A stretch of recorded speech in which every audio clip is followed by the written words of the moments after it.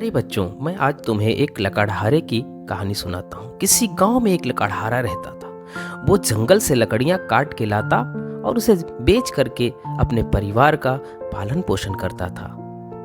एक दिन वह जंगल में लकड़ी काटने गया और एक नदी के किनारे वो लकड़ियाँ काटने लगता है।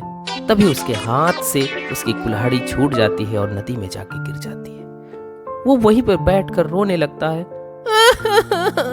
मेरी कुल्हाड़ी, अब मैं कैसे लकड़ियां काटूंगा। तभी वहां पे उस नदी के देवता प्रकट होते हैं। नदी के देवता पूछते हैं, बेटा क्या बात है, तुम क्यों रो रहे हो? वो कहता है, मेरी कुल्हाड़ी नदी में गिर गई है, अब मैं कैसे अपने बच्चों को खिलाऊंगा।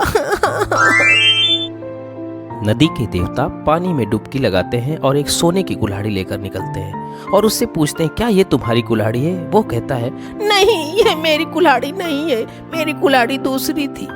इस बार नदी के देवता चकित हो जाते हैं और फिर से पानी में डुबकी लगाते हैं और इस बार वो अपने हाथों में चांदी की कुल्हाड़ी लेकर निकलते हैं और पूछते हैं, क्या ये तुम्हारी कुल्हाड़ी है? वो कहते, नहीं नहीं, मेरी ये कुल्हाड़ी नहीं है। इस बार फिर वो तीसरी बार नदी के पानी में डुबकी लगाते हैं और इस बार उनके हाथ में लोहे की कुल्हाड़ी होती है और वो उस अपनी कुल्हाड़ी को देखते ही कहने लगता, हाँ हाँ, यही मेरी कुल्हाड़ी है, यही मेरी कुल्हाड़ी है, मुझे आप दे दो।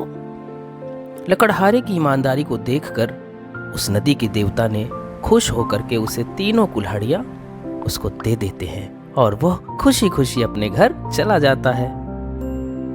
हमें हमेशा ईमानदारी से रहना चाहिए, क्योंकि जीवन में ईमानदार व्यक्ति को कभी कोई हरा नहीं सकता है। इस कहानी से मैं ये शिक्षा